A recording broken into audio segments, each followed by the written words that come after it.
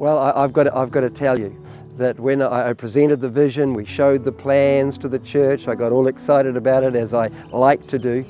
And to this day, I have to be honest, it is the worst offering I've ever received in my life.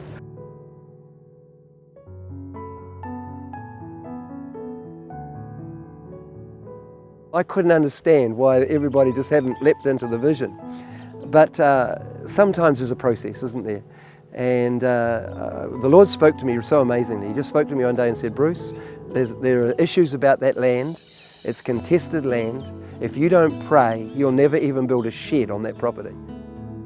At this present time, the church has the Liberty Centre, which is just a phenomenal building, phenomenal, what we would like to call a vessel for our community, not a monument.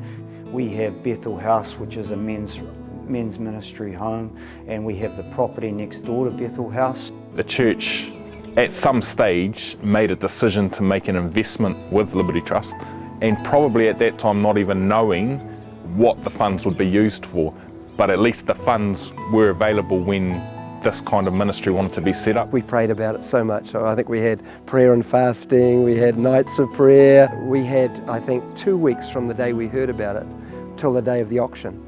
Well, to try and get a decision from all your leaders and then all your congregation in 2 weeks and be ready to go to auction, it seems impossible, but some amazing way we did it. We use this building so often for the community.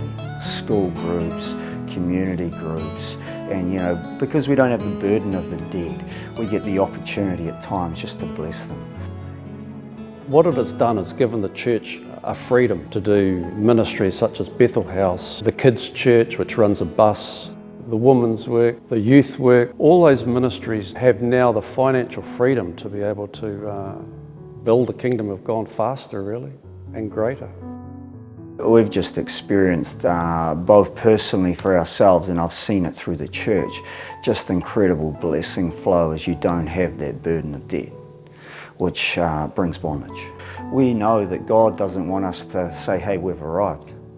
As I say, it allows us to have a progressive vision. He is always wanting to extend us. We continue to sow, not just for ourselves, but for the future, for another generation, that we would leave a legacy, that we would actually create a ceiling that would be the next generation's floor. So I think that is one of the significant things that allows us to do. It allows us to leave a legacy.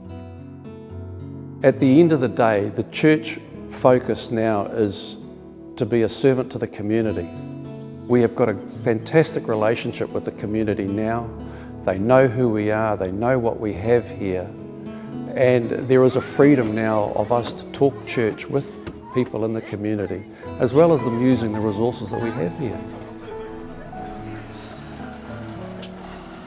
Bethel House had a huge impact on my life. Late 2004, I was sort of in a place where I'd lost everything. Just got the opportunity to come and stay here. I stayed here for about 18 months. Reconciled to God, reconciled to my family, and really just put everything back in perspective and prioritised my life for me. The impact that can have on your community, having a safe home for kids, families, men to live in with supervision and with support and love, what an investment for a church, what a way to impact your community.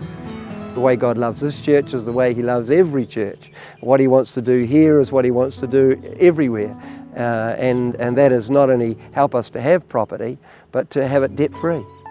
We stand on the shoulders of great men who made some tough decisions, who had vision, who had faith to believe and sow for the future. And I think that's what it's about. Sometimes we can look right here, right now, but we've got to think beyond. That's what we've experienced, and that's what we want to continue to leave here. We've used Liberty Trust as a tool. I think God would want us to do that. God set Liberty Trust up. It's a God idea, not a man's idea, and so we as a church need to use it. Use God's idea.